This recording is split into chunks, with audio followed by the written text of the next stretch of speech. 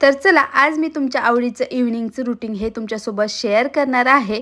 तर इथं अगोदर मी फ्रेश होऊन घेते, कारण नाही म्हटलं तर 5:30 झालेत आणि फ्रेश झाल्यानंतर खरंच खूप छान वाटतं, कंटाळा वगैरे येत नाही.